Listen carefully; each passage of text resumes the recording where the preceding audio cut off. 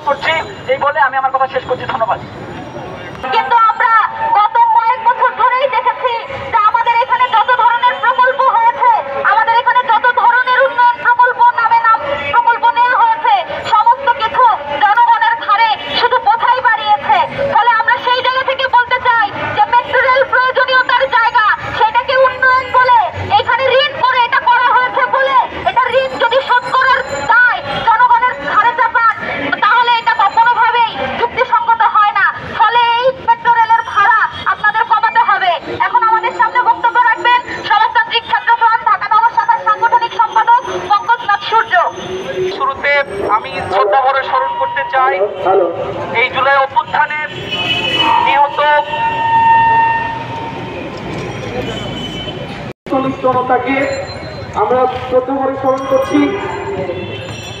এবং আমরা এমন একটা সময় দাঁড়িয়ে কথা বলছি যখন একটা অভ্যুত্থান পরবর্তী সময়, এবং আমাদের যারা স্বপ্ন দেখে জীবন দিয়েছে অথবা যে লক্ষ লক্ষ মানুষ এখানে তাদের অধিকারের দাবিতে সোচ্চারভাবে রাস্তায় এসেছেন, তাদের যে আকাঙ্ক্ষার কথাগুলো আসছে, সেই আকাঙ্ক্ষার কথাগুলো বাস্তবায়নের যে রাষ্ট্র, সেই রাষ্ট্রের স্বপ্ন এই দেশের জনগণ দেখছে। আমরা সেই জায়গা থেকে কিন্তু আমরা এসে কথা বলছি, আমরা আমাদের দাবিটি তুলছি।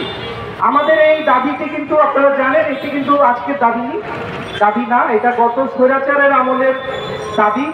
এবং এই ঢাকা শহরের বুক চিরে যে একটি মেট্রো রেল হয়েছে, আমরা জানি যে উন্নয়নের মডেল হিসেবে এই মেট্রো রেলটি করা হয়েছে। তারা তাদের উন্নয়নের যে গালগল্প আমাদের শুনিয়েছে বিভিন্ন সময়, তার একটা মডেল হিসেবে এটা করেছে। তো আমরা কিন্তু বিরোধিতা করেছি নানা দিক থেকে। আমরা ঢাকা শহরকে একটা আধুনিক শহর হিসেবে, প্রত্যেকটা মানুষের বসবাস উপযোগী শহর হিসেবে আমরা চাই। আমরা যানজটমুক্ত একটি শহর চাই, কিন্তু আমরা উন্নয়নের নামে এমন কোনো প্রহসন চাই না যেটার সুফলভোগী জনগণ হবে না। এবং আমরা আপনাদেরকে বলতে চাই, মেট্রো রেল হয়েছে কিন্তু জনগণের সত্যিকার অর্থে যানজটের প্রকৃত সমাধান হয়নি।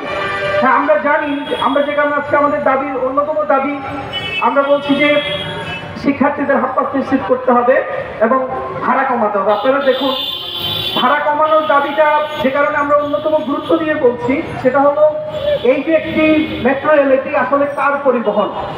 এইটা কি একটা মধ্যবিত্ত শ্রেণীর আমলাদের পরিবহন? আমরা কি এই বৈষম্যের দেশের জন্যই কি এখানে গত সময় ধরে গত এই 24 সালে অভ্যুত্থান হয়েছে?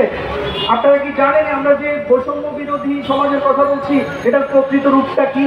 যে সকালবেলা এখানকার একটা মধ্যবিত্ত শ্রেণীর আমলারা সেই উত্তরা থেকে, সেই মিরপুর থেকে বাসে উঠবে, ট্রেনে উঠবে, এখানে এসে নামবে, এই জন্য একটা মেট্রো রেল। এই মেট্রো রেল কি একজন শ্রমিকের না? এই মেট্রো রেল কি একজন দিনমজুরের না? এই মেট্রো রেল কি একজন দিনমজুর ওঠার অধিকার রাখে না?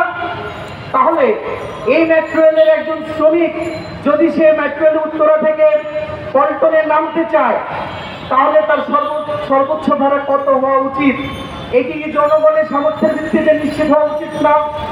এটি যদি গণপরিবহন হয়, তাহলে এই দাবিটি অত্যন্ত যৌক্তিক এবং সরকারের সেটা শোনা উচিত। সেটা আমরা গত স্বৈরাচারী সরকারের আমলে কিন্তু বলেছিলাম।